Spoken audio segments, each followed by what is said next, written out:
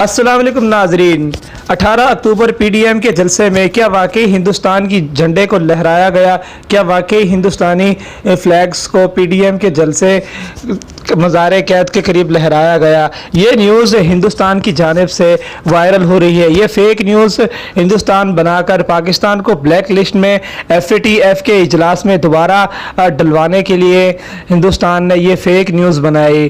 اور اس کے بعد کیا واقعی سعودیہ عرب نے پاکستان کے خلاف ایف اے ٹی ایف کے اجلاس میں ووٹ ڈالا؟ نہیں، سعودیہ عرب نے پاکستان میں کے خلاف نہ ہی ووٹ ڈالا اور نہ ہی پاکستان کے خلاف کوئی اقدام اٹھایا، بلکہ سعودیہ عرب جب بھی پاکستان کے خلاف کوئی مشکل وقت آتا ہے تو سب سے پہلے سعودیہ عرب پاکستان کا ساتھ دیتا ہے۔